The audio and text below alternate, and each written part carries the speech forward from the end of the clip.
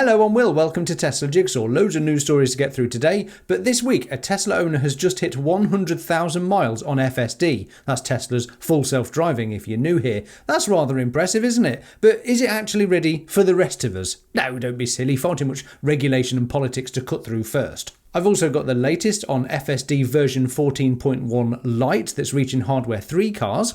Plus the new 2026.26 update with some very useful Grok features. Plus there's fresh Cybercab footage from Giga Texas and big progress on both the Optimus factory and even the new Terafab factory. It's broken ground already. Can you believe it? We've only just been introduced to the render of it. Plus I'll cover the one Tesla story no one really wants to hear about at the end, so hopefully you'll keep watching. But loads of interesting stuff coming up, so stick around. Let's touch on this to begin with then. The FSD 100,000 mile milestone. One owner, the Wiz65, just crossed 100,000 total miles in their Tesla, with 99.6% of those miles driven on FSD. Only 382 miles manually, no doubt, just car park manoeuvres from what I'm hearing from people. It's an incredible showcase of how reliable FSD supervised driving is becoming for dedicated users.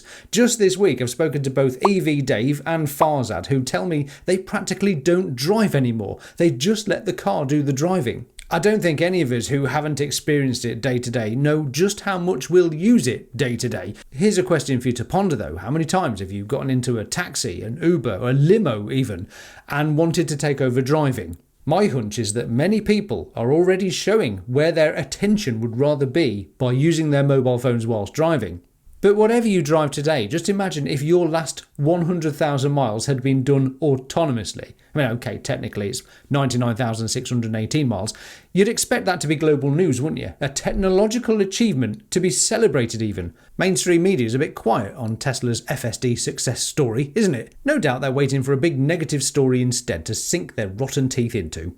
Anyway, while fancy new hardware 4 users roll around on the latest FSD, version 14.1 Lite has been rolling out to hardware 3 users. That's the original looking Model 3s and Ys. But there was some early overheating issues from the lighter version of FSD, version 14, which have now been resolved. Owners are also reporting much better responsiveness and a smoother overall performance. The Tesla Newswire posts a list of improvements as he sees it. I won't read them all out, but you get the gist. Feel free to pause the video at this bit. He says speed control still needs some work, especially on empty city roads. Hurry mode could also be more aggressive in certain situations, but overall, version 14.1 Lite feels like another meaningful step forward for hardware 3 or AI3 as it's known users. Do share in the comments though if you've got any experience with version 14 Lite. I know there's a lot of viewers who are very eager to hear firsthand how you're getting on with it. The 2026.26 summer update is here and rolling out widely right now, with over 35% of the fleet already on it. Here's some highlights. Grok just got way more useful. You can now tell it to make phone calls, play music, adjust the climate, open the glove box, or even tweak driving settings, all with natural conversation. It just seems way more integrated to the car by the sounds of it. Navigation's gotten smarter too. It learns your favourite routes and automatically suggests regular stops like the gym or school drop-off.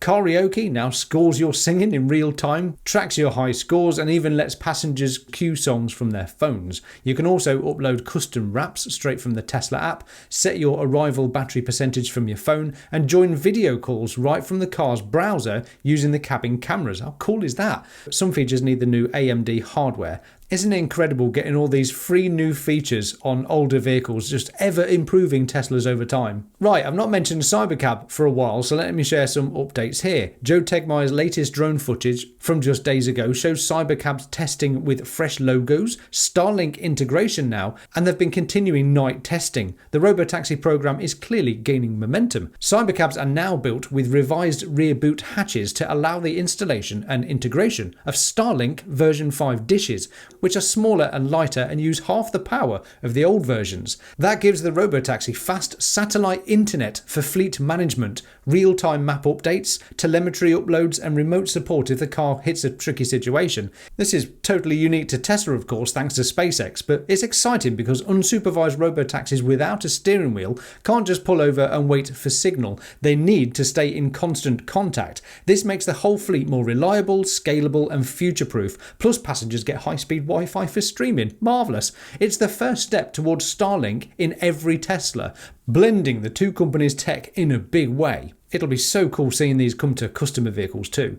Joe also regularly shares updates on this, the Optimus factory construction. The dedicated Optimus factory right next to Giga Texas is moving fast. Recent footage shows major steelwork, S-beams going up, and the building footprint really taking shape. Production plans for next year are looking serious. Next year for Optimus production. This is crazy pace, as is the Terafab AI chip plant. Tesla and SpaceX's massive new semiconductor factory in Grimes County officially broke ground with a $16.8 billion first phase. I've already made a video covering this epic vision of a factory that's 10 times the size of Giga Texas. Card in the corner if you'd like to see that. But this is Tesla solving for one of the largest bottlenecks they see coming, AI chips, necessary for Cybercabs, Optimus, AI data centers in space, and much more. This thing looks flipping epic, doesn't it? Before I get to the final story of the video, guess what finally wrapped up yesterday? If Metal have thrown in the towel on their near 3-year strike against Tesla in Sweden. Yep, after over 1,000 days, the longest modern strike in Swedish history, they're calling off the whole thing from the 19th of August. Why? Because Tesla paid off every last striking member they had left, giving them a financial package to just leave the company. Tesla doesn't have time for paying strikers for 3 years. There's a mission to get on with, and if you don't want to be a part of that mission, jog on. The hilarious part is, once those workers took the money and quit, If Metal had 0 members left at Tesla. No one left at the picket line. Even they admitted the conflict no longer has any effect. Nearly 3 years of blockades, ports getting blocked, number plate delays, Swedish owners and service centres getting hassled, and for what? Absolutely nothing.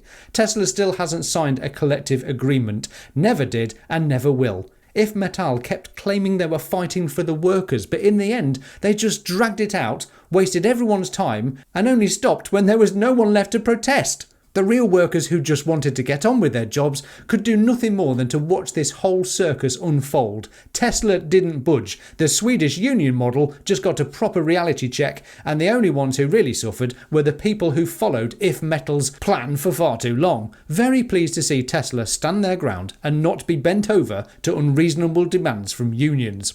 Perhaps Ford and General Motors should take note.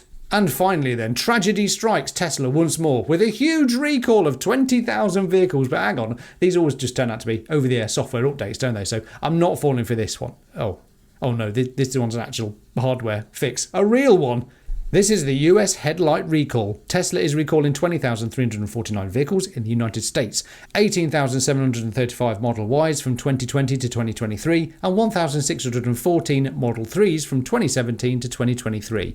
The low beams are too bright for federal regulation, so it's a physical headlight replacement at service centres, not an over-the-air software fix. Well, would you look at that? Tesla actually behaving like a normal car company for once. Do like and subscribe, join me over on Patreon if you want to support my channel. It really does help, believe me. And how long do you imagine it will be before you've personally been driven 100,000 miles in an autonomous car? Share your thoughts in the comments below. I love reading them all, even if I don't have time to respond to them. I'm Will, this is the Tesla Jigsaw. Thank you, Patrons. Thanks for watching. Bye for now.